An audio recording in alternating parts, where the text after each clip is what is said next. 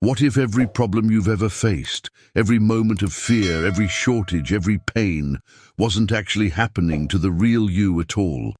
Stay with me here, because what I'm about to share might completely reshape how you see yourself and your entire reality. There's a secret hidden in plain sight, spoken by Jesus himself in just 2 words. Not a prayer, not a commandment, not even a teaching in the traditional sense. Just 2 words that, when truly understood and allowed to breathe through, you can dissolve limitation without you having to fight, struggle, or force anything into existence. Those 2 words, I am. Now, I know what you might be thinking. I've heard this before. This is basic Bible knowledge. But here's the thing. Most people rush past this statement thinking it's just Jesus identifying himself, giving his name, or making a claim about his unique divinity. They miss the revolutionary truth entirely, because when Jesus declared I am, he wasn't talking about a body, walking around in sandals 2,000 years ago. He wasn't identifying with a personality, a history, or even the circumstances of his human experience. He was revealing something so profound that it has the power to transform water into wine, to heal the sick, to raise what appears dead back to life, and he was doing it through consciousness alone.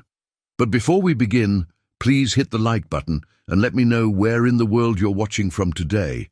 It's always fascinating seeing who's joining us from around the world. And if you haven't already, make sure to hit that subscribe button and turn on the notification bell so you don't miss any of our future videos.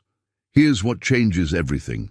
You've been taught your entire life to seek God somewhere outside yourself, to pray to something distant up there, separate from you, to beg, to plead, to hope that maybe, if you're good enough or faithful enough, divine power might reach down and touch your life. But I am shatters this entire paradigm completely, because God isn't something you reach for at all. God is the very I that you are right now, reading these words, aware of this moment. Not will be someday, not could become if you meditate enough.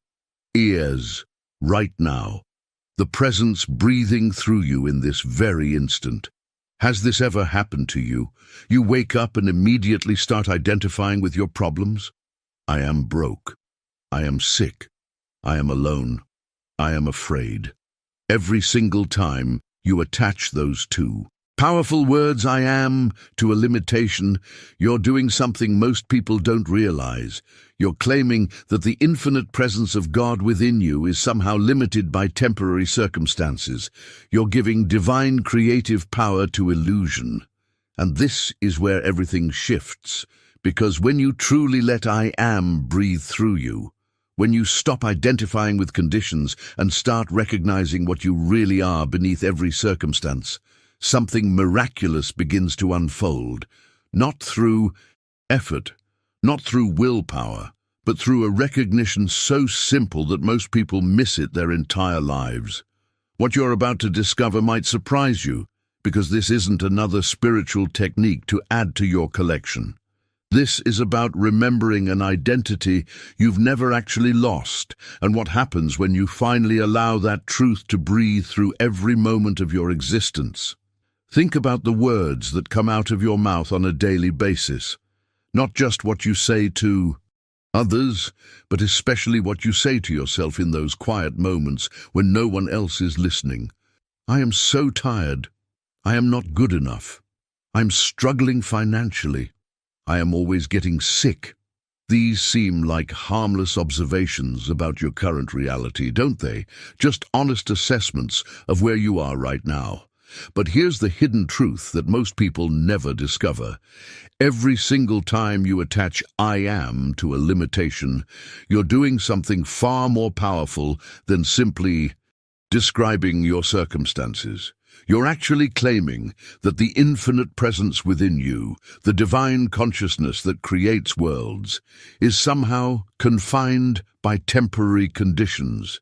You're taking the most creative force in existence and binding it to illusion. This is the real root of suffering, not the circumstances themselves, but what you declare "I am" is in relation to those circumstances. Because those two words carry creative power that most people use unconsciously, binding themselves to the very experiences they desperately want to escape. It's like having the master key to every door in the universe, but using it to lock yourself in a closet. Now, I want to go even deeper into this revelation, because when you look at how Jesus used these same two words, everything becomes crystal clear. Pay attention to this. Jesus never once said, "I am sick." He never declared, "I am lacking," or "I am limited by these circumstances," not even when he was facing the cross, not when he was surrounded by doubt, not when the physical world seemed to contradict everything he was teaching. If this kind of deep spiritual truth speaks to you, go ahead and subscribe to the channel. This is where we explore consciousness at levels most teachings never touch, and I want you here for the journey ahead. Instead, what did he say? "I am the resurrection and the life. I am the light of the world. I am the way, the truth, and the life." Do you see the pattern? He was identifying exclusively with the eternal, the unchanging, the infinite. He was letting the divine nature breathe through every declaration of identity, refusing to claim temporary conditions as his true self. And this wasn't just beautiful poetry or spiritual philosophy to inspire people. This was spiritual law in its purest form, because when you consistently use "I am" only with what is eternal and true, your entire experience begins to mirror that consciousness. Your reality literally reorganizes itself around the identity you claim.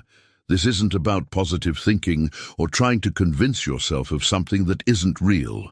This is about recognizing what has always been real beneath the surface of every temporary condition.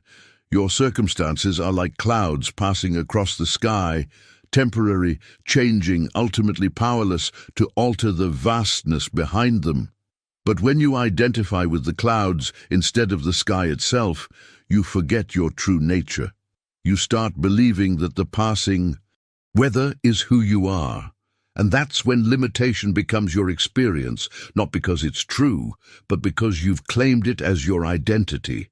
The transformation happens when you make a different choice, a different decision about what "I am" actually refers to. When you let those words breathe through, you connect it only to truth, to the eternal, to the infinite presence that you are beneath every circumstance and condition. If this is starting to click for you and you're seeing how you've been unconsciously using these words to claim limitation, write in the comments, "I am ready for truth." Here's where this journey takes a turn that might surprise you, because what I'm about to share goes against almost everything you've been taught in traditional spiritual circles. You've probably been told that spiritual growth is about developing yourself, becoming more enlightened, achieving higher consciousness through years of practice and discipline. That if you meditate long enough, pray hard enough, do enough inner work, eventually you'll reach some elevated state where you finally connect with the divine. But that entire paradigm is built on a fundamental misunderstanding. Because "I am" isn't something you create, develop, or achieve. It already is, right now, in this exact moment.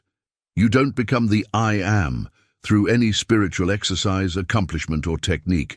You simply stop identifying with what you are not. This is the hidden truth behind every problem you've ever experienced. Not that something is wrong with you, not that you need to fix yourself or improve yourself or transform yourself into something better, but that you've forgotten what you already are. You've been looking in the mirror and seeing only the costume, forgetting the infinite presence wearing it. Every limitation, every struggle, every moment of suffering exists because of this one case of mistaken identity.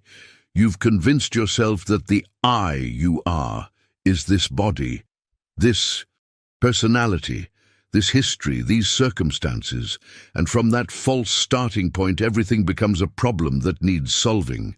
But the I you truly are isn't waiting to become something. It's not on a journey from broken to whole. It is, was, and always will be the complete expression of infinite consciousness. Now let me show you how this plays out in the most practical way possible. Because this isn't just abstract philosophy. This directly impacts your everyday experience. When you're facing illness, the automatic response is to say, I am sick and I need healing. It seems logical, honest, just stating the facts. Your body hurts, the diagnosis is real, the symptoms are undeniable. But watch what happens in that moment. The instant you claim, I am sick, you've taken the infinite consciousness that you are and identified it with a temporary condition. You've declared that the eternal I is somehow diseased, broken, in need of repair. You've denied the fundamental truth of your being, because the I that you are, the real you behind every thought, sensation, and circumstance, cannot be sick. That I is infinite spirit, pure consciousness, the presence of God expressing as your individuality. The body may show symptoms, absolutely. Physical sensations are real on their level, but those symptoms are not happening to the real I. They're happening in the experience, not to the experiencer. This distinction changes everything. When you rest in this knowing, when you let I am breathe through you without claiming the condition as your identity, something remarkable happens. Healing unfolds naturally, not because you fought the illness or begged for intervention, but because you stopped empowering limitation with divine creative force. You withdrew your identification from the temporary and returned it to the eternal. This same principle applies to every area where you feel stuck, limited, or broken. The shift isn't in changing your circumstances. The shift is in remembering what you are beneath every circumstance and letting that truth breathe through your awareness without the constant overlay of false claims. If you're beginning to see how you've been identifying with conditions instead of consciousness itself, drop a comment and simply write, I see it now. This understanding doesn't stop at health. It flows into every single corner of your life where you feel lack, where you feel something is missing, where you're struggling to make things work. Because the same spiritual law is operating everywhere, and once you see it in one area, you can't unsee it anywhere else. When you look at your bank account and feel that familiar tightness in your chest, what's the automatic thought? I am broke. I am struggling financially, I don't have enough, and immediately you're in that space of trying to figure out how to get more, how to attract abundance, how to manifest supply from somewhere outside yourself. You're operating from the assumption that you're separate from what you need, that abundance is something you have to pursue, capture, and hold on to before it slips away. But what if the entire framework is backwards? Not, I am poor and need supply, but I am the infinite abundance of God made visible, not as something you're trying to become, but as what you already are beneath the temporary appearance of lack. The substance of infinite supply isn't somewhere else waiting for you to access it. It's the very consciousness breathing through you right now. The same goes for relationships and connection. How many times have you felt, I am alone, I am unloved, I need someone to complete me? That declaration sets up the entire experience of searching, yearning, feeling incomplete until someone outside yourself fills the void. But when you recognize, I am the presence of love itself, everything shifts. You're not seeking love from a place of emptiness. You're expressing the love you are from a place of wholeness. And here's what's crucial to understand. This isn't denial of your current circumstances. This isn't pretending you have money in the bank when you don't, or ignoring real loneliness. This is recognition of what lies beneath all circumstances, the eternal I that is your true identity, completely unchanged by any condition appearing in the world of form. Now, this is where most spiritual teachings take a different path entirely. And it's important to see why this approach is fundamentally different. Most of what you've encountered gives you something to do. Visualize your desires. Affirm positive statements. Follow a manifestation ritual. Repeat mantras. Do the inner work. Take aligned action. There's always another technique, another practice, another thing you need to accomplish to finally get what you want. But Jesus revealed something far more powerful than any technique: a state of being. I am is not an action you perform, it's a recognition of what already is. When you truly understand this, something extraordinary happens in your consciousness. You stop trying to get things from God, as if God is some external source you need to convince or manipulate into giving you what you need. Instead, you start realizing that God is already the substance of your being, expressing as your experience right now. You're not trying to heal the body. You're recognizing the I was never sick. You're not trying to create abundance. You're recognizing I am is already infinite supply. The shift happens in awareness, not in effort. This is the revelation that transforms everything, because it takes you out of the endless cycle of doing, striving, working to become something you're not, and drops you into the simple recognition of what you've always been. If this is landing differently for you than other teachings you've encountered, leave a comment saying, "This changes everything."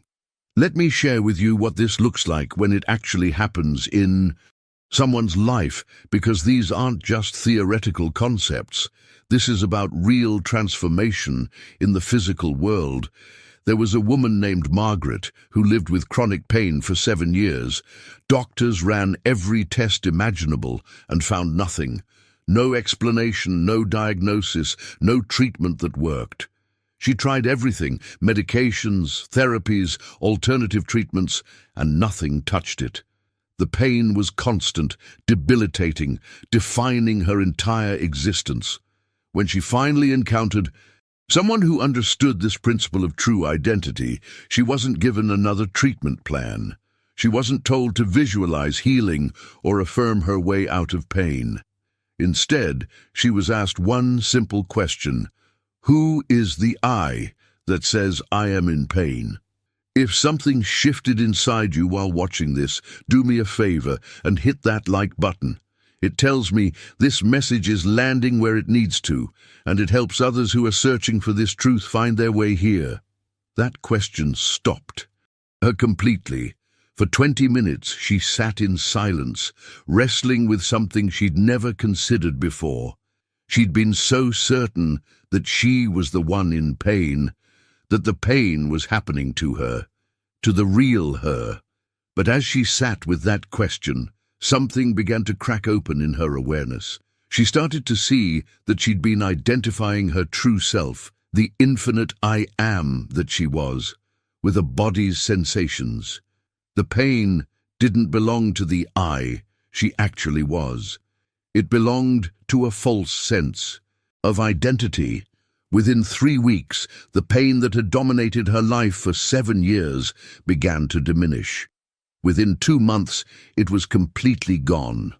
Not because she fought it, not because she found the right treatment, but because she withdrew her identification from it. She stopped claiming it as belonging to her true self. Then there's Robert, a businessman who was watching everything he'd built crumble around him. Bankruptcy was looming, debt was crushing him, and every morning he'd wake up with that same desperate thought: I am failing. I am losing everything. His prayers were frantic attempts to get God to save his business, to send customers, to provide some miracle from outside himself. But then he encountered this understanding of I am consciousness, and everything about his approach changed.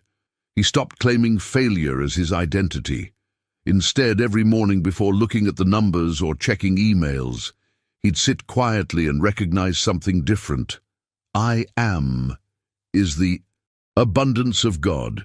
I am is infinite resource. I am is divine intelligence expressing. This wasn't positive thinking trying to convince himself of something that wasn't true. This was withdrawing his identification from lack and returning it to the infinite supply that was already the substance of his being. It took 4 months, not overnight. but steadily, and something remarkable began to happen. Ideas came that he'd never considered. Connections appeared out of nowhere. Opportunities opened that had been completely invisible before. His business didn't just survive the crisis, it transformed into something more aligned with his actual purpose, something that felt like natural expression rather than desperate struggle. And the crucial point is this: the change happened first in his consciousness, in what he claimed "I am" was, and only then did the circumstances follow. These aren't isolated miracles or special cases. This is how consciousness works, when you align it with truth instead of claiming limitation as your identity. If you're starting to see how your own declarations of "I am" have been shaping your experience, write in the comments, "I'm ready to shift." There's another story that shows just how far this principle reaches, and it might be the most challenging one to grasp because it involves someone else's struggle, not your own. A mother came for help because her son was deep in addiction. She'd spent years on her knees praying, begging God to change him, to break the chains of drugs that were destroying his life. She'd tried intervention, therapy, tough love, enabling, every strategy imaginable. Nothing worked. Her son kept using, kept disappearing, kept breaking her heart into smaller and smaller pieces. When she asked for guidance, she was told something that initially shocked her, something that seemed to go against every motherly instinct. Stop praying for your son to change. Stop seeing him as an addict. Stop identifying him with his condition. Instead, she was given a completely different approach. Recognize the truth of who he really is. Your son's real identity is "I am," the presence of God expressing as his individuality. That presence cannot be addicted. That presence is whole, free, and perfect right now. For 6 months she practiced this, not once, not when it was convenient, but daily. And some days it felt impossible because the evidence in front of her screamed the opposite. Some days he seemed worse, not better. But she held to the truth of his being, not the appearance of his behavior. She stopped mothering the addiction and started recognizing the Christ consciousness within him, even when he couldn't see it himself. Slowly, almost imperceptibly at first, something shifted. He entered treatment on his own decision. He stayed, and years later, he's living free. Not because she changed him through her prayers, or manipulated circumstances, or forced him into recovery, but because she stopped empowering the false identity. She stopped giving divine creative power to the illusion of who he appeared to be, and instead let truth breathe through her vision of him. Now, here's what's important to understand about all these stories and this entire principle. Knowing this intellectually doesn't transform your life. You can understand the concept perfectly, nod your head in agreement, feel inspired for a moment, and then return to the same patterns of claiming limitation tomorrow morning. The shift happens.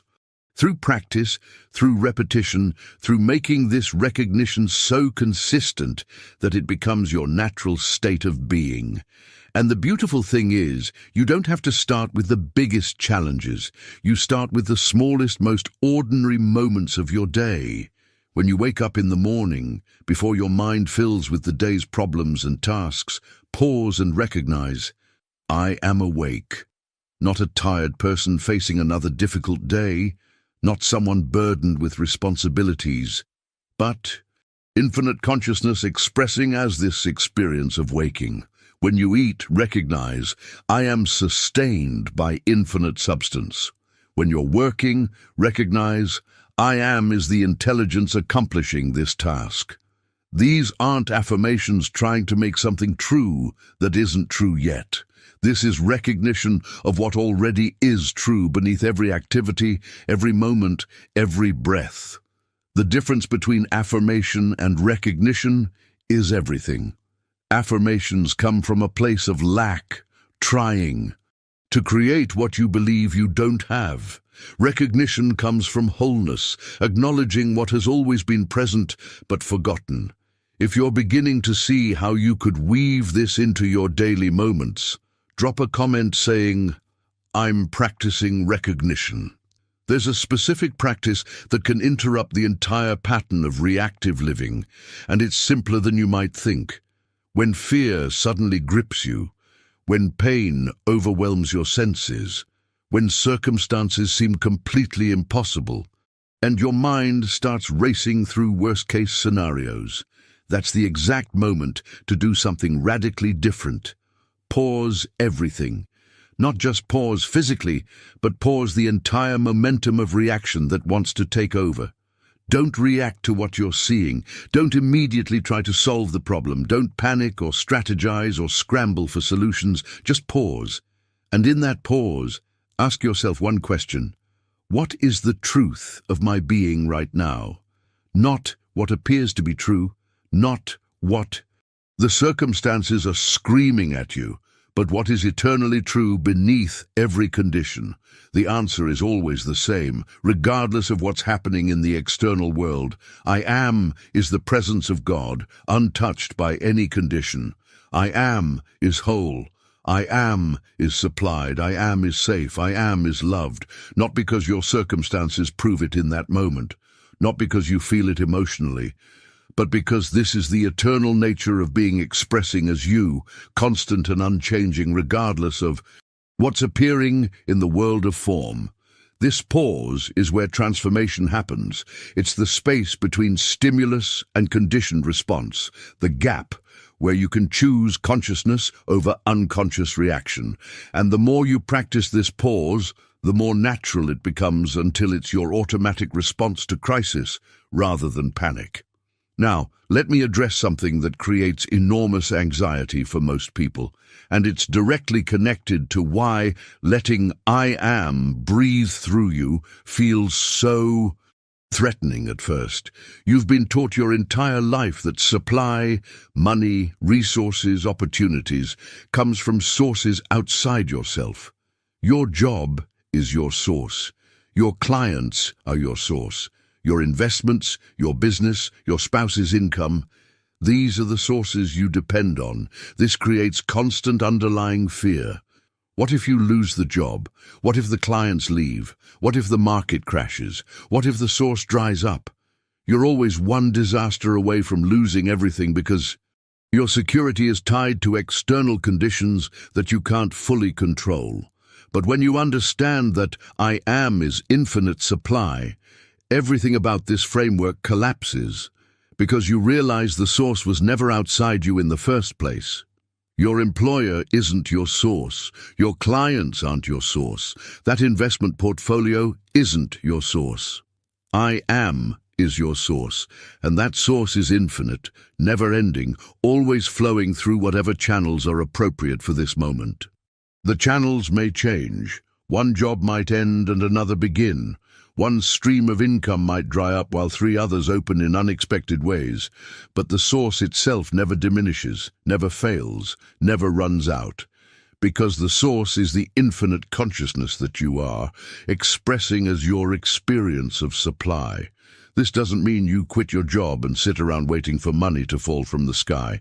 It means you work from a completely different foundation. You're not working to create your source. You're working as the expression of infinite supply flowing into visible form. The anxiety dissolves because you're no longer dependent on any single channel remaining open. If this is reshaping how you see your relationship to supply and abundance, write in the comments, "My source is within." Now let's be completely honest about something, because I don't want to paint an unrealistic picture that sets you up for disappointment. Knowing this truth and living it consistently are two very different things. You're going to have moments, maybe many moments, where you completely forget everything we've talked about here. Fear will overwhelm the truth. Circumstances will seem so real, so pressing, so urgent that I am consciousness feels like fantasy, like spiritual bypassing, like denying reality. This is completely normal. This is part of the journey. You're unlearning not just years, but lifetimes of conditioning that taught you to identify with limitation, with the body, with circumstances, with the false self. That programming runs deep, and it doesn't disappear just because you intellectually understand a higher truth. Here's what's important to grasp. Spiritual realization works in consciousness first, not in conditions. Sometimes the inner shift brings immediate change in your external experience. You recognize truth, and within days or even hours, the situation transforms. But sometimes, and this is where people give up too soon, the inner work takes weeks or months of consistent practice before you see any evidence in the physical world. Your job in this process isn't to make things happen. That's the old paradigm trying to sneak back in. Your job is simply to know the truth and remain faithful to it, regardless of what appearances are showing you. When nothing seems to be changing, when the condition persists, when doubt creeps in, whispering that this doesn't work, that's when you return to recognition. I am is whole. I am is supplied. I am is the presence of God expressing. Give yourself grace in this process. Don't beat yourself up every time you forget and slip back into claiming limitation. Just notice it and gently return to truth. The practice is in the returning, not in achieving perfection. What begins to happen over time, with consistent practice and patience, is that this recognition becomes less of something you do and more of who you are. Living as I am stops being a technique you apply during meditation or crisis and becomes your constant state of being. You wake as I am. You walk through your day as I am. You work as I am. You love as I am. You rest as I am. You're no longer a person trying to be spiritual, trying to reach some elevated state, trying to connect with God. Your spirit appearing as person, expressing through this unique form. It's like a wave that still looks like a wave, still moves like a wave, still has its individual shape and characteristics, but it never forgets that it's the ocean. You're the wave that knows itself as the infinite sea, and that knowing changes everything about how you move through life. When you truly let I am breathe through you at this level, transformation stops being something you pursue and becomes something that flows naturally. Healing happens without effort. Supply appears without strain. Relationships align without manipulation. Your purpose unfolds without forcing. Not because you've gained some new power or achieved some special status, but because you've remembered what you've always been beneath every false identity you've worn. If you're committed to this path of remembering despite the challenges, comment below, I am remembering. If you've made it this far, I want you to know that says something significant about where you are on your journey. Most people never question the identity they've been claiming. Most people never pause long enough to ask who the I really is beneath all the conditions and circumstances.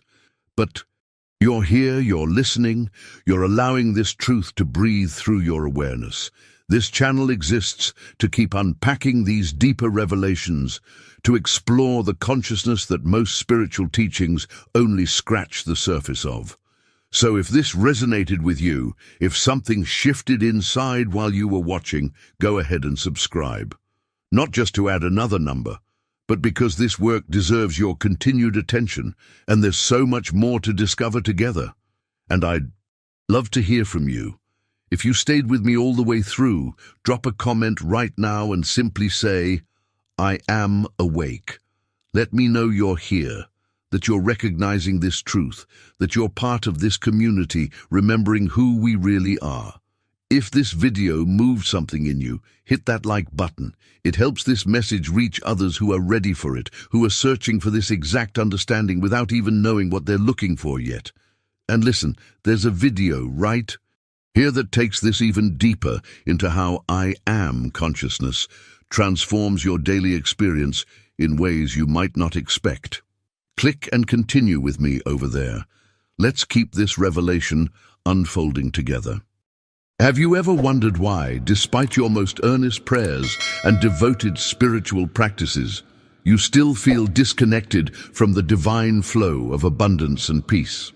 What if I told you that the very approach to spirituality most of us have been taught since childhood might actually be blocking the grace and transformation we're seeking?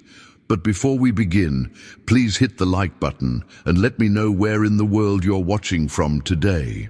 It's always fascinating seeing who's joining us from around the world, and if you haven't already, make sure to hit that subscribe button and turn on the notification bell so you don't miss any of our future videos.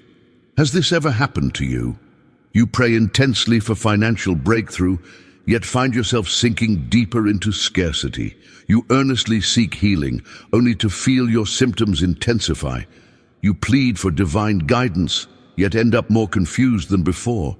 There's a profound reason for this spiritual paradox, and it lies at the heart of what Joel Goldsmith discovered after decades of seeking.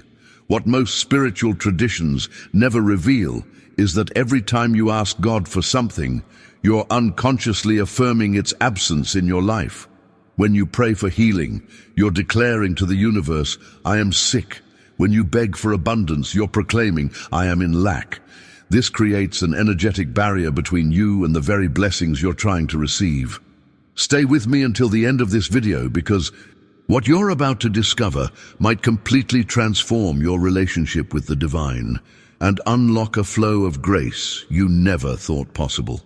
The revolutionary insight Goldsmith uncovered challenges everything we've been taught about our relationship with God. Instead of approaching the divine as separate beings, constantly needing to petition for help, what if we recognized ourselves as vessels through which God already lives and moves? This isn't spiritual arrogance, it's a recognition of our true identity as expressions of divine being. Imagine for a moment what would change if you stopped seeing yourself as separated from divine supply and started recognizing that you're immersed in it. What if prayer wasn't about convincing God to act on your behalf, but about aligning your awareness with what's already happening? What if the only thing blocking the infinite flow of divine love, wisdom, and abundance was your own consciousness of separation? The shift from asking God to allowing God to live through you is subtle but profound. Instead of approaching the divine with clenched fists and desperate pleas, imagine opening your hands in quiet receptivity. Imagine recognizing that what you seek is already yours in the spiritual realm, and your only task is to allow it to express through you.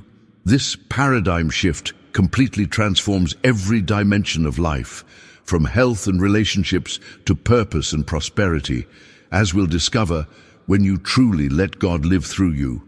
Begin to experience a profound transformation in every aspect of your life.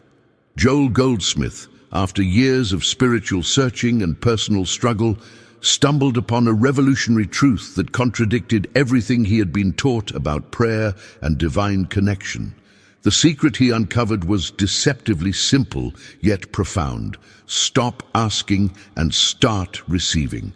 If you found value in these insights on divine receptivity, hit subscribe to join our community of spiritual seekers exploring the path of transformation. This mindset revolution challenges the very foundation of traditional spiritual practice. The divine isn't withholding anything from you, not healing, not abundance, not wisdom, not peace.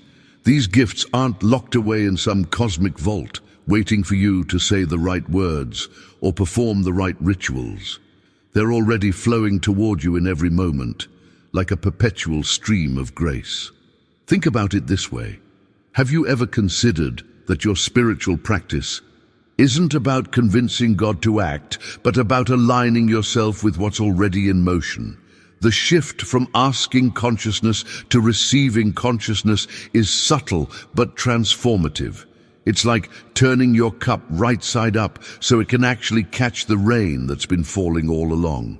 To understand this hidden truth more deeply, consider the radio metaphor that Goldsmith often used in his teachings. Divine supply is like a radio broadcast that's continuously transmitting beautiful music throughout the universe. The music doesn't begin when you turn on your receiver. It was always playing. You simply tuned in to what was already present. In the same way, divine abundance, guidance, and healing aren't activated by your asking or pleading. They're already flowing through the fabric of creation. Your spiritual journey is simply about learning to tune in to these ever-present realities, to become a clear channel through which divinity can express itself in your life and in the world. The impact of this revelation goes far beyond theory. When you make this inner shift, decisions that seemed impossible suddenly become clear. Opportunities that were invisible suddenly appear before you. Relationships that were strained begin to heal, not because you're manipulating circumstances or people, but because you're relating from wholeness rather than neediness. The behind-the-scenes work of this practice happens in those quiet moments when you sit in receptive awareness, allowing divine intelligence to flow through your consciousness without interference. You're not creating anything new, you're simply removing the barriers to what has always been there. Now, I want to go even deeper into this topic by explaining the profound energy shift that occurs when you move from asking to receiving. These two approaches create completely different vibrational signatures in your being, and this makes all the difference in your spiritual journey. When you truly grasp this distinction, you'll understand why traditional prayer sometimes feels like pushing against a closed door, while receptive awareness feels like walking through an entrance that was open all along. Write, "I'm tuning my receiver," in the comments if you're beginning to sense how this shift could transform your relationship with the divine. When you truly understand this perspective, the entire universe reveals itself as an infinite broadcasting station, continuously transmitting divine ideas, abundance, healing, guidance, and love directly to you and through you. These heavenly transmissions don't suddenly activate when you pray. They're perpetually flowing through the fabric of creation. It's not that God isn't answering your prayers, it's that the answer has always been broadcasting on a frequency your consciousness wasn't tuned to receive. This brings us to the heart of Goldsmith's revolutionary insight about practicing the presence.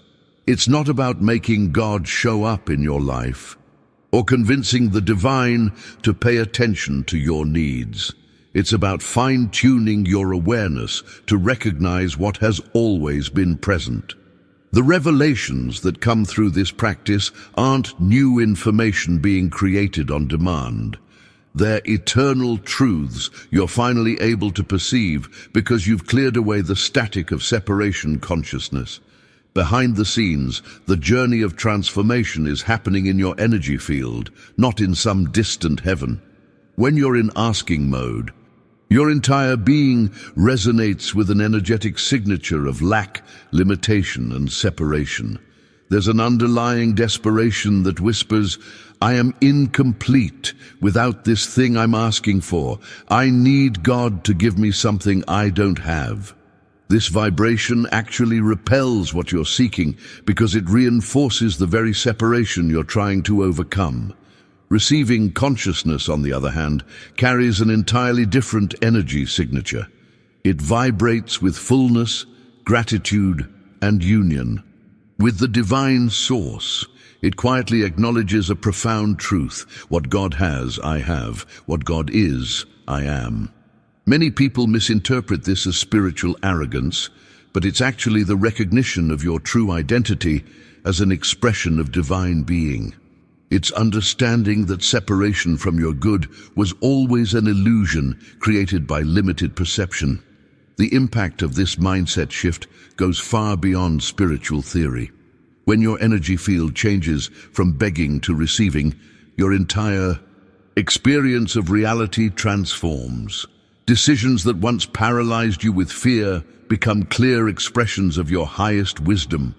Opportunities that remained invisible in your asking consciousness suddenly appear before you, like they've been waiting all along. Relationships that felt strained or broken begin to heal naturally, not because you're manipulating others, but because you're relating from wholeness rather than need. Now, I want to go even deeper into this topic by exploring how to actually practice this receiving consciousness in your daily life. Many spiritual teachings offer beautiful theories, but leave us wondering about the practical application. How do we make this shift from asking to receiving in tangible ways that transform our lived experience? The beauty of Joel Goldsmith's approach is that the practice itself is remarkably simple, though mastering it requires a journey of dedicated attention. Share "I'm vibrating with divine fullness" in the comments if you're beginning to feel the energetic shift from lack to abundance in your own consciousness. The true revelation in Goldsmith's teaching is that this transformation doesn't happen through elaborate rituals or complex spiritual techniques. The real work unfolds in those quiet moments when you simply sit in receptive awareness, allowing divine intelligence to flow through your consciousness without interference. Many people misunderstand this as passive surrender or spiritual laziness, but nothing could be further from the truth.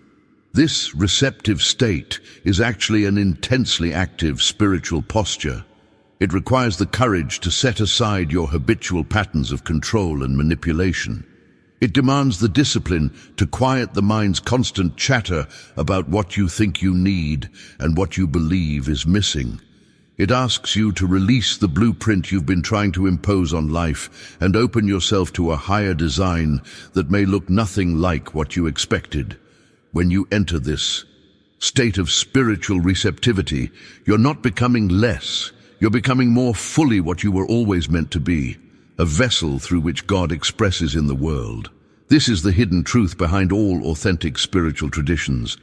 Though it's often buried beneath layers of doctrine and ritual, you are not separate from the divine trying to get its attention. You are the very channel through which divinity seeks to express its infinite nature. The practice itself is remarkably simple. Begin by setting aside just 10 minutes of quiet time each day. Find a comfortable space where you won't be disturbed. Instead of approaching this time with your usual shopping list of needs and wants, the promotion you desire, the relationship you crave, the healing you seek, simply sit in stillness and say within yourself, "I am now open to receive all that God is giving me." Subscribe to continue this journey of spiritual awakening with us. Each video explores new dimensions of letting God live through you. Notice the profound paradigm shift in that simple statement. You're not asking for anything specific. You're not trying to manifest particular outcomes. You're simply acknowledging the flow that's already present and opening yourself to it. This is the essence of spiritual receptivity, recognizing that divine substance is already pouring into every dimension of your life. Allow yourself to feel like an open channel. Don't force anything. Don't strain to visualize specific outcomes. Simply be receptive, like the earth receives rain, like your lungs receive air, like a flower receives sunlight. This natural, effortless spiritual breathing creates space for revelation and intuitive wisdom to emerge. It allows the divine to live through you, rather than you trying to live through your limited human will. The journey from effort to effortlessness, from struggle to grace, happens gradually as you practice this receptive awareness.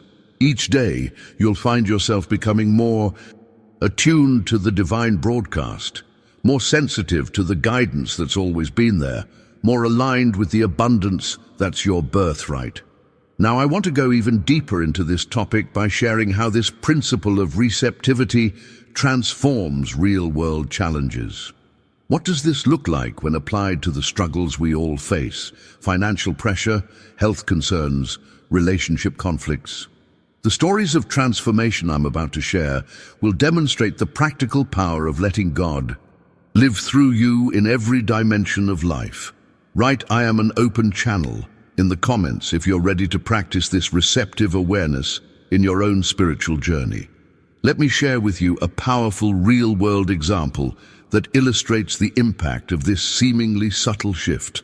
Maria had been praying desperately for financial breakthrough for 3 years. Every month brought mounting debt and increasing anxiety. Her asking had become almost violent in its intensity. She would literally shake her fists at heaven, demanding God answer her prayers. Yet her situation only worsened, creating a vicious cycle of spiritual frustration and financial despair. When Maria discovered Joel Goldsmith's teaching on receptivity, her initial reaction was resistance. "If I stop asking, God will forget about me," she protested. But desperation made her willing to experiment. For 30 days, she practiced simply receiving instead of asking. Each morning and evening, she would sit quietly opening her consciousness to divine supply, affirming, "I allow God's infinite abundance to flow through me now."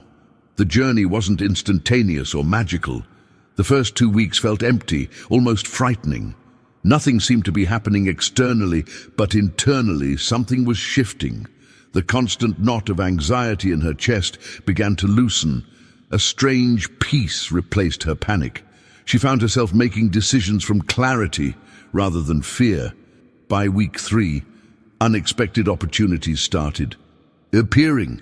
A freelance project here, a debt forgiven there, a forgotten refund check in the mail. 6 months later, Maria's financial situation had completely transformed.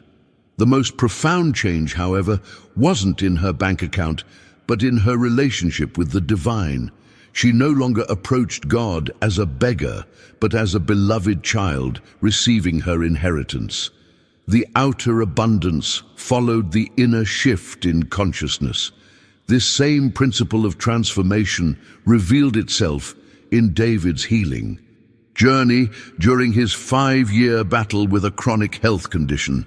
David had exhausted himself with desperate healing prayers. He'd attended every prayer meeting, anointed himself with oil, declared healing scriptures, and done everything he believed would convince God to heal him. Yet his body remained sick, and his asking had become almost angry at God for not responding to his faithful petitions. The turning point came when a friend introduced him to Goldsmith's writings on spiritual healing. The concept startled him at first. What if healing wasn't something God needed to send, but something already present in his true spiritual nature? What if his asking was actually the obstacle preventing him from experiencing the wholeness that was already his? Behind the scenes, a profound mindset revolution was occurring. Instead of begging for healing, he began sitting quietly each day and affirming, "I am open to receive the perfect health that is my divine inheritance." He stopped fighting his symptoms and started resting in the presence of God. This wasn't denial of his condition, it was recognition of a deeper spiritual reality beyond physical appearance. Progress came gradually over many months. Some days were harder than others, but slowly symptoms began shifting. More importantly, fear released its grip on his consciousness. Within a year, medical tests confirmed what David already felt: significant improvement. His doctor called it spontaneous remission. David called it learning to receive what God had already given. Now, I want to go even deeper into this topic by exploring how this principle of divine expression transforms our relationships, often the most challenging area of human experience. Share from beggar to beloved in the comments if you're ready to transform your relationship with the divine from one of pleading to one of receiving.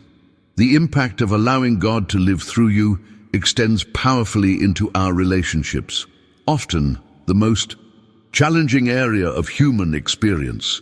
Jennifer discovered this truth during a painful period in her marriage. For years, she had prayed fervently, "Please change my husband, make him understand me, fix our communication." Her prayers were focused entirely on asking God to transform her partner and their circumstances, not recognizing how this approach reinforced separation rather than connection. When Jennifer encountered Goldsmith's teaching on receptivity, her initial response was resistance. "If I stop asking God to fix my marriage, it will definitely fall apart," she thought. But her current approach clearly wasn't working, so she decided to experiment with a different path.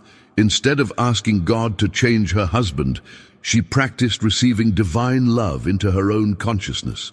Each morning, she'd sit quietly and open herself to receive God's love, not asking for anything external to change, but allowing her inner being to be filled with divine presence.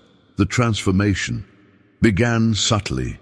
She noticed herself responding differently to her husband, less reactive, more peaceful, genuinely more loving without effort or pretense. The revelation came when she realized that her shift in consciousness was creating ripples that affected their entire relationship dynamic. Over several months, something remarkable happened. As Jennifer changed her consciousness from asking to receiving, her husband began responding differently. Their relationship wasn't magically perfect, but genuine healing occurred through this journey of inner transformation rather than external manipulation. This same blueprint for transformation revealed itself in Thomas's professional life when his once thriving business collapsed, pushing him to the brink of bankruptcy. His initial response was classic asking consciousness, desperate negotiations with God. I'll serve you forever if you just save my business. I'll give more to charity. I'll be a better person. Please, God, don't let me lose everything. His prayers were filled with fear, bargaining, and the exhausting energy of trying to convince God to rescue him.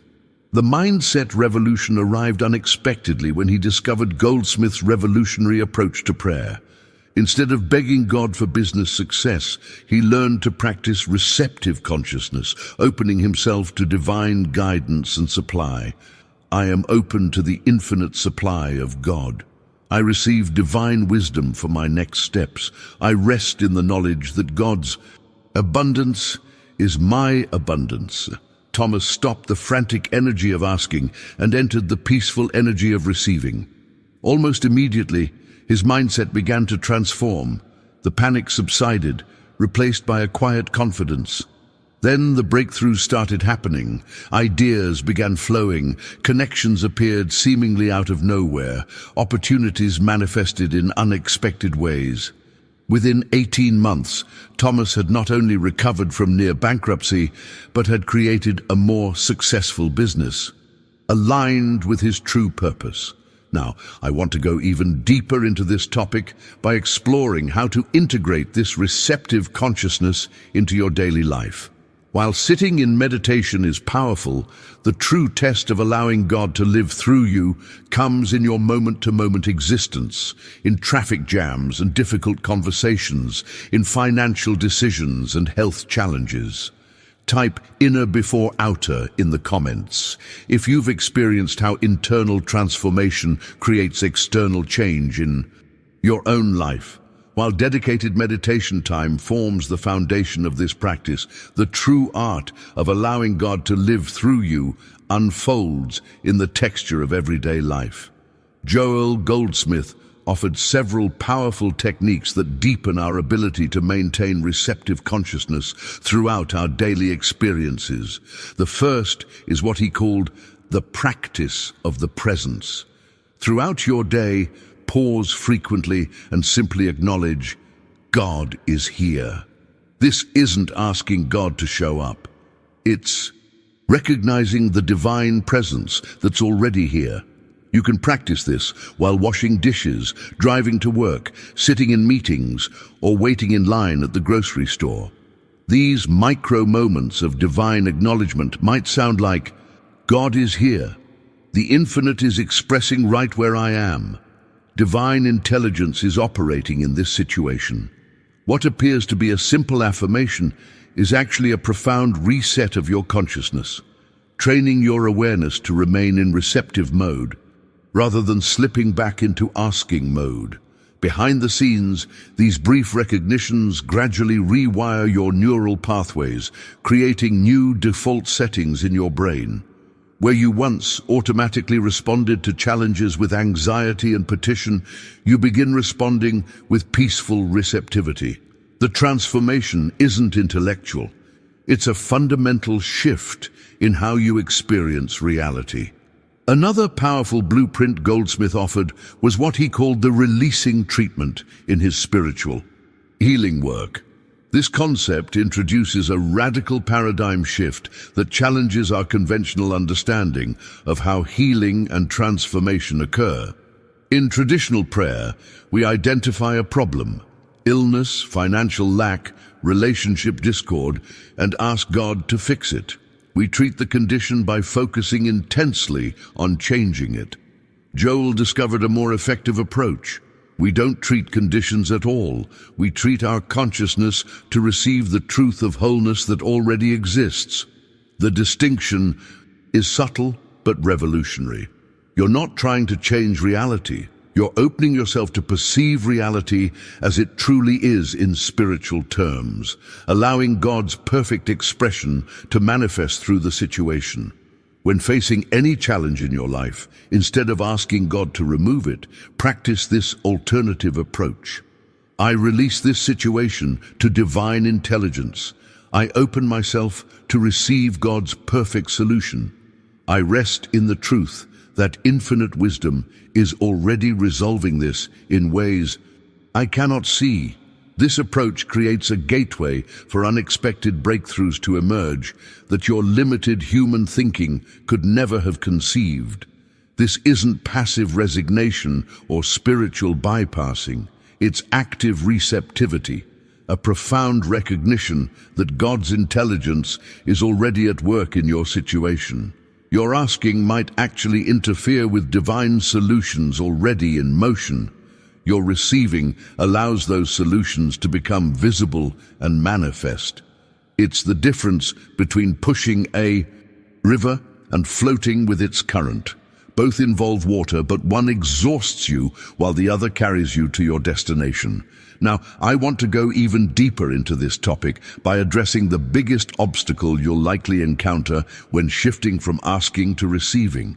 This challenge is so universal that nearly everyone experiences it, and overcoming it represents a major milestone in your spiritual journey.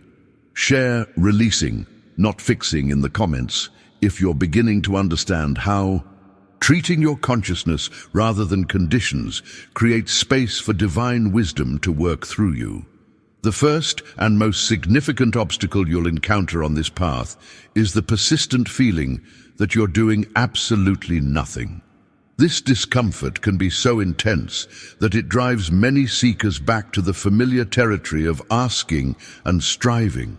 Asking feels active, powerful, like you're taking charge of your life and spirituality.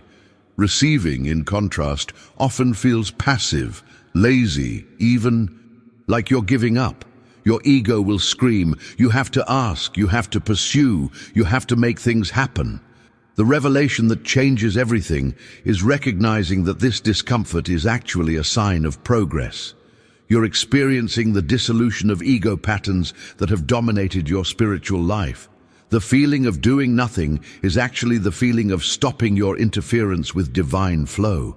When this resistance arises, and it will, remind yourself, asking is the energy of separation and lack. Receiving is the energy of oneness and abundance. This transformation requires tremendous trust to stop asking and simply open yourself to what God is already giving. You're not being passive. You're being receptive, which is profoundly active in the spiritual dimension. Think of it like learning to float in water. When you first try, your body tenses and you sink. Only when you fully relax and trust do you discover the water naturally supports you. The journey from striving to allowing, from controlling to surrendering, represents the core transformation in spiritual consciousness. Behind the scenes, what's really happening is a fundamental identity shift.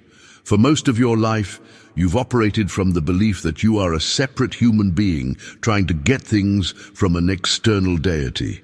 This belief creates an unbridgeable gap between you and your good. The mindset revolution Goldsmith uncovered reveals that this gap was always an illusion. The ultimate truth he revealed is this: You are not separate from God trying to receive gifts from an external source. You are the very consciousness of God receiving awareness of your own infinite nature. When you practice receiving, you're not getting something new. You're removing the veil that blocked your recognition of what has always been yours. This is why asking never truly worked. You were essentially asking yourself to give yourself what you already possessed. You were demanding that God provide what God has never stopped providing. The problem was never God's unwillingness to give. The problem was your inability to receive because your consciousness was focused on lack rather than abundance, on separation rather than oneness. The impact of this revelation is immeasurable. Every moment you spend in receptive awareness, you're practicing the truth of your being. You're not becoming spiritual. You're recognizing the spirituality that has always been your essential nature. You're not trying to get God to live through you. You're acknowledging that God has never stopped living through you. Your only obstacle was your unawareness of this eternal truth. Now, I want to go even deeper into this topic by exploring how this practice of divine receptivity transforms your relationship with life's most challenging circumstances. How does allowing God to live through you change your experience of loss, suffering, disappointment, and limitation? What happens to fear when you truly understand that you are not separate from the infinite source of all good? Put "removing the veil" in the comments if you're beginning to glimpse this ultimate truth about your relationship with the divine. Now you understand the profound wisdom Joel Goldsmith discovered, that your spiritual journey isn't about convincing God to give you things, but about opening yourself to receive what's already yours. This shift from asking to receiving doesn't just change how you pray, it transforms your entire relationship with the divine and with life itself. I create these videos because I truly believe these transformative spiritual insights can change lives. They certainly changed mine. If you've resonated with this message of divine receptivity, I'd love for you to join our community of spiritual seekers who are learning to shift from separation consciousness to oneness awareness.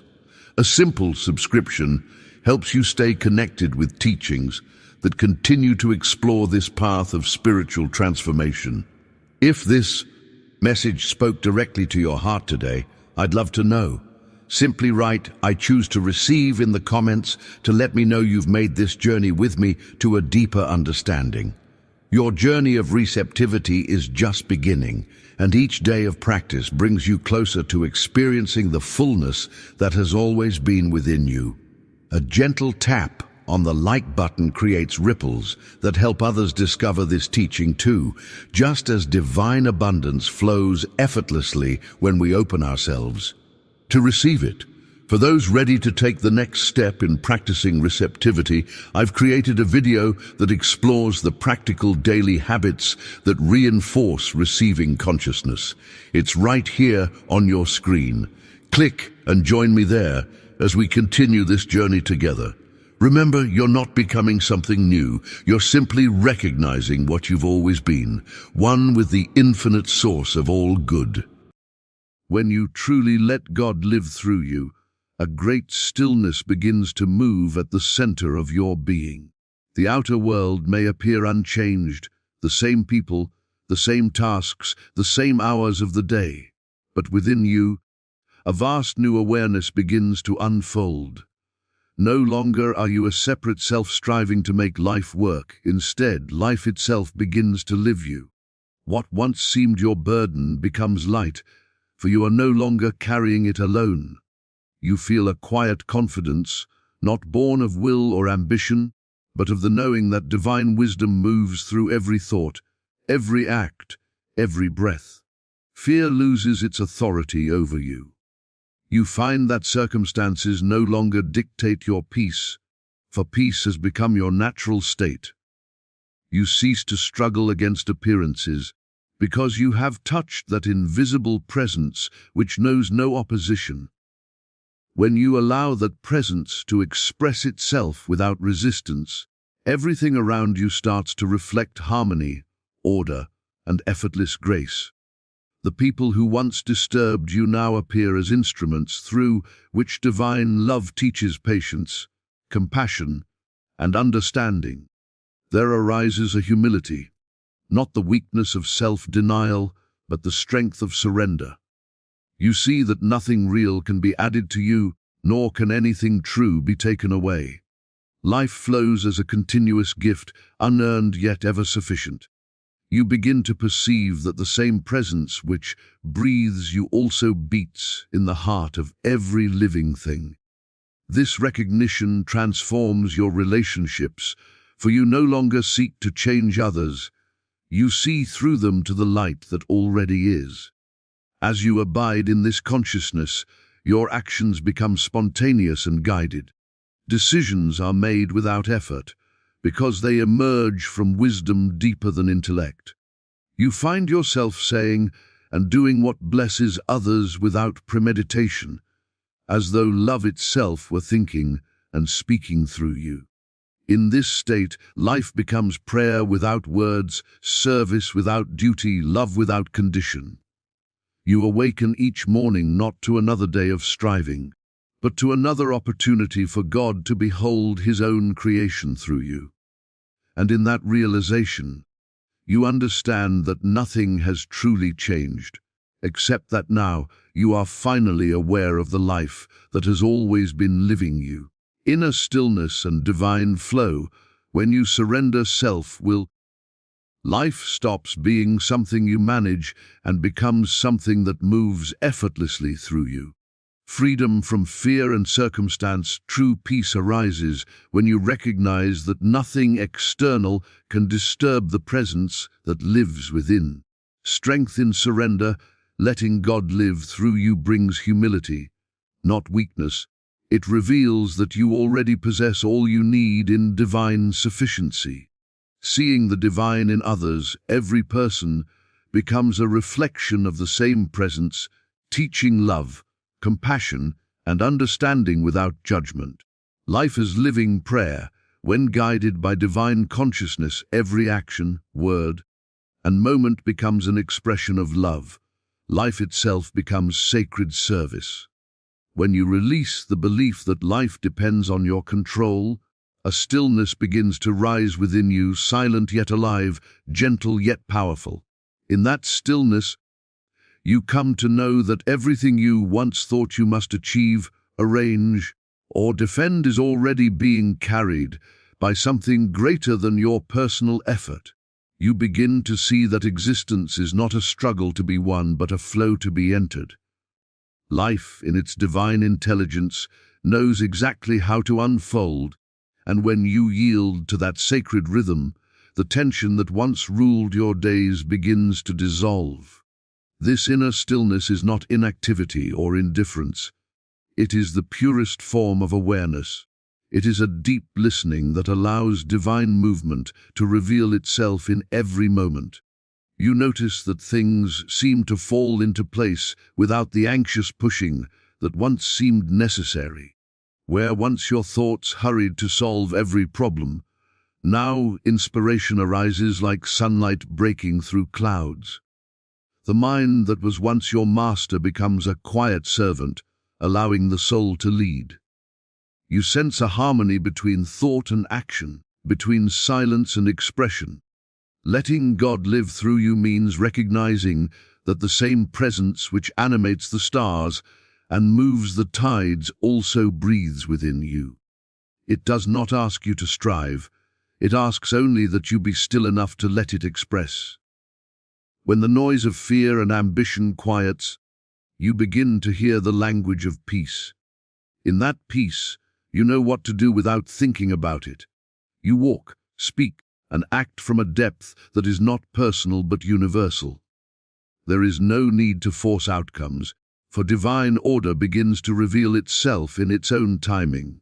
At first, this surrender may feel like loss of control, loss of certainty. Loss of the familiar identity that worked so hard to manage life. Yet as you continue to rest in stillness, You discover that what you lost was only the illusion of separateness. You have not lost power, you have entered into true power. The quiet, steady strength of divine flow. This power does not shout or struggle, it moves with a grace that transforms everything it touches. You realize that life has always been carrying you. It was only your resistance that made it feel heavy. The mind loves to plan and calculate, to build walls of safety around the unknown. But the soul knows that real safety is found in trust. When you let God live through you, your trust becomes your anchor. You no longer measure progress by outer results, but by the peace that remains unshaken within you. Even in uncertainty, you sense an invisible hand guiding every step. You see that all things, even challenges, are invitations to remember the presence that cannot fail.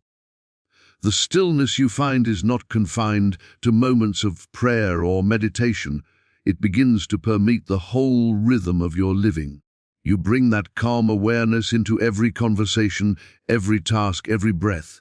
You move slower, but with more purpose. You speak less, but with more meaning. You start to sense the divine current beneath all experience, and in that awareness, everything becomes sacred. Washing dishes, walking in silence, helping a stranger, or sitting quietly under the sky. In this flow, you discover joy that does not depend on circumstances, peace that is not born of control, and love that asks for nothing in return. You realize that life, when allowed to live through you, becomes its own expression of beauty. The effort that once consumed you transforms into effortless being. You no longer live for God as a distant ideal. You live from God as a living reality within you. When divine life begins to live through you, fear gradually loses its power to command your attention. You no longer tremble before the uncertainties of the world, because something deeper than fear begins to speak within you. That inner voice whispers of a presence that cannot be threatened, a peace that no circumstance can disturb. The storms may still come, the losses, the changes, the unexpected turns, but the center of your being stands unmoved. It is not because you have become stronger through will, but because you have discovered that your true strength was never your own. It has always been the quiet, unwavering presence of the infinite living through you. Fear is born of separation, the belief that you are an isolated being facing an uncertain world.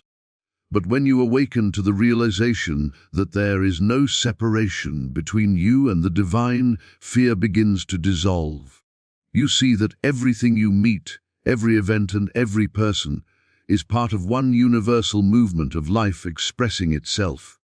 There is no enemy, no force against you, for there is only one presence, one power, and it moves in harmony.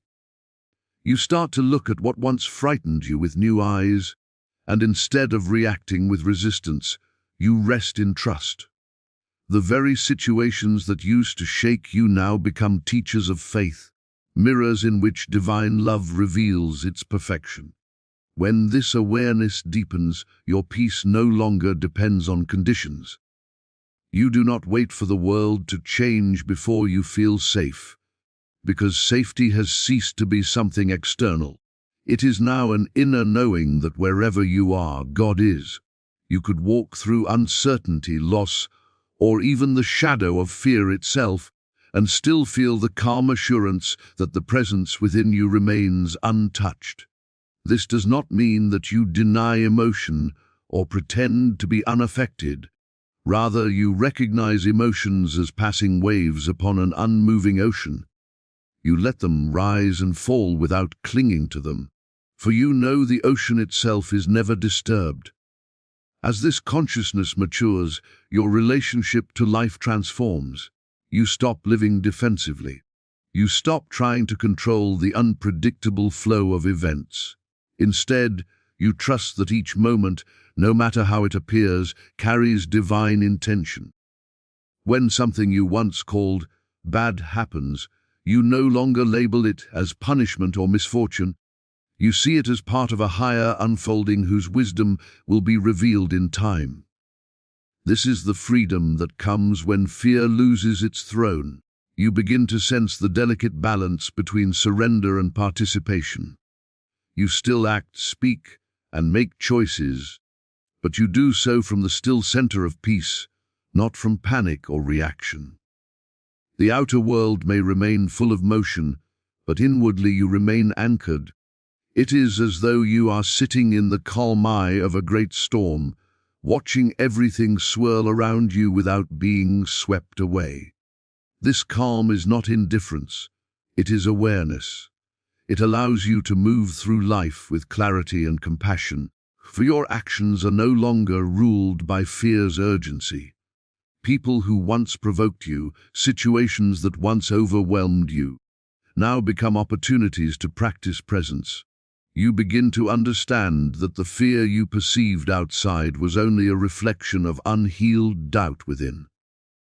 And as divine peace flows through you, even those around you begin to feel it. Your presence becomes a quiet refuge for others, without effort.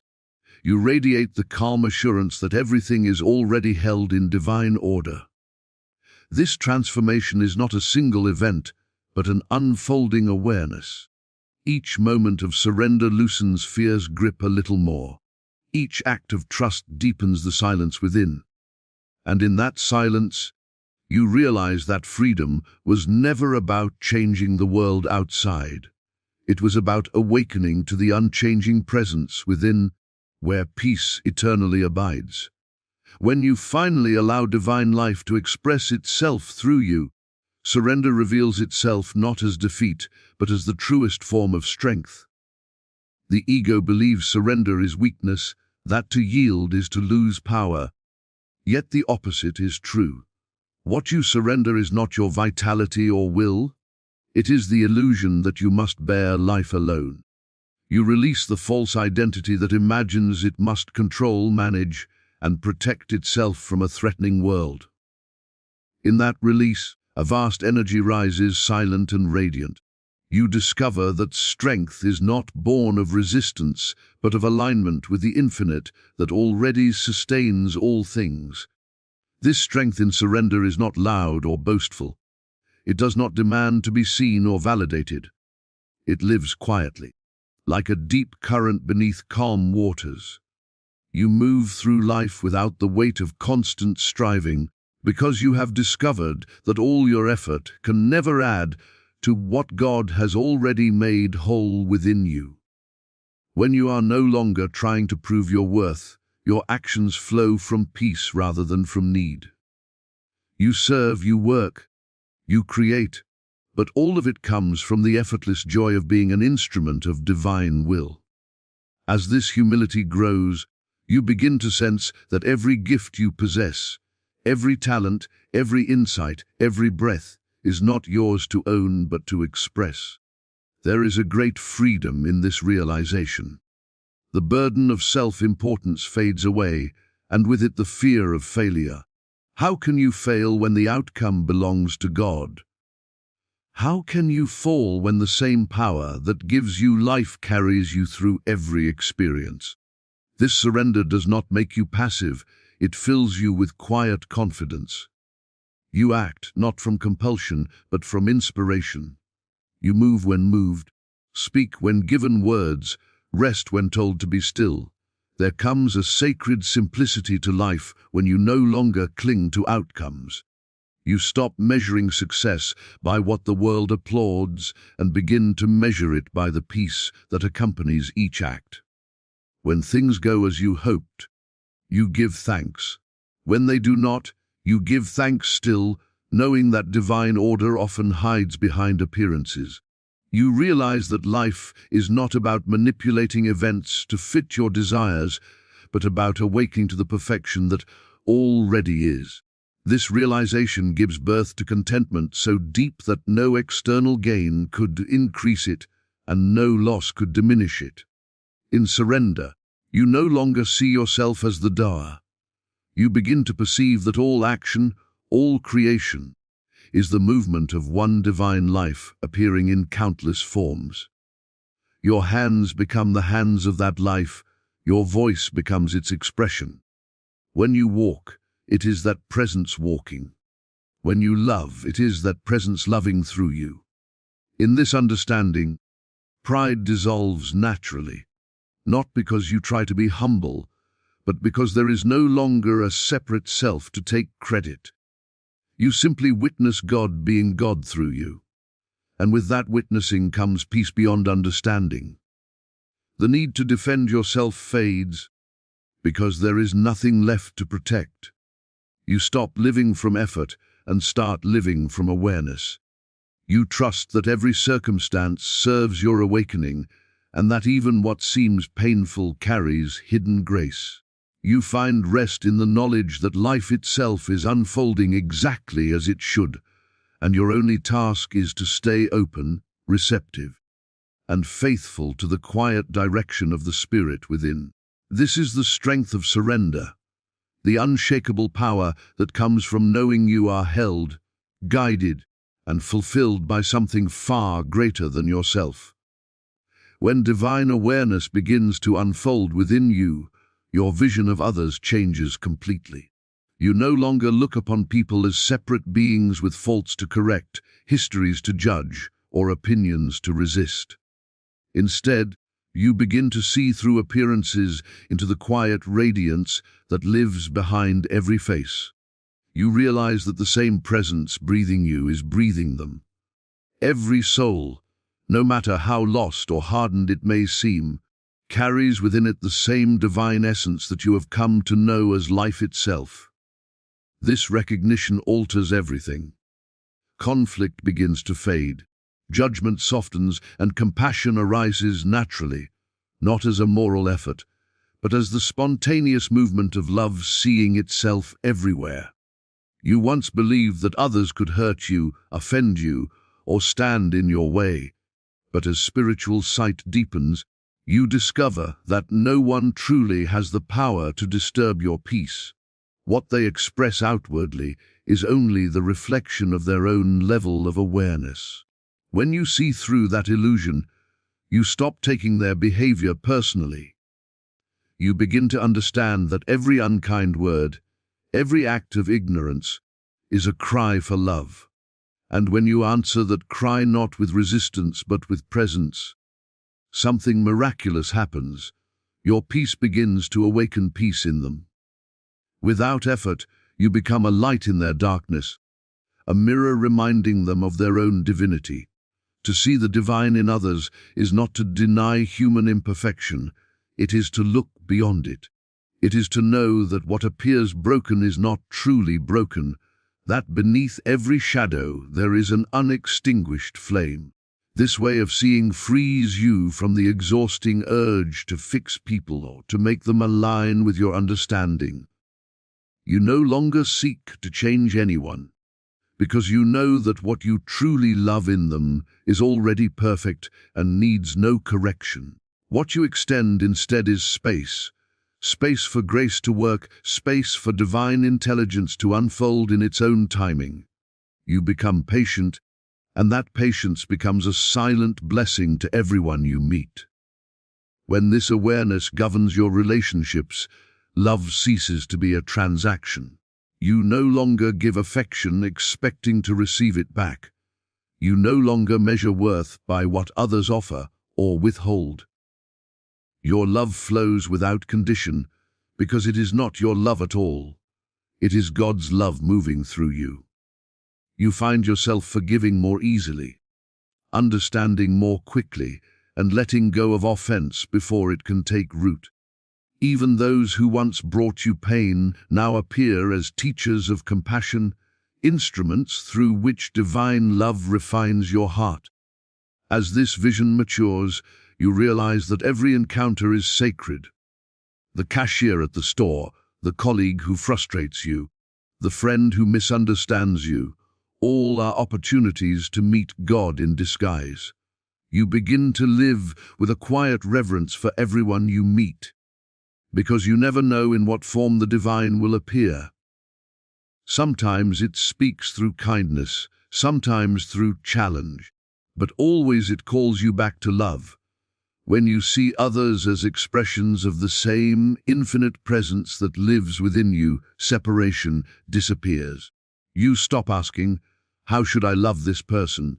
and instead live as love itself. That love does not analyze or compare, it simply shines.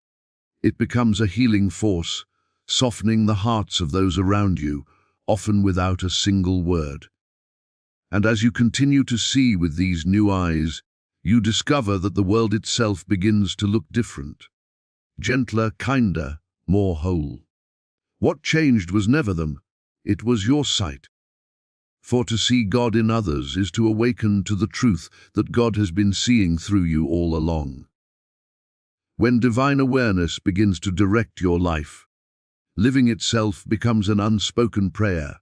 You no longer think of prayer as words offered to a distant God, but as the quiet flow of consciousness attuned to divine will.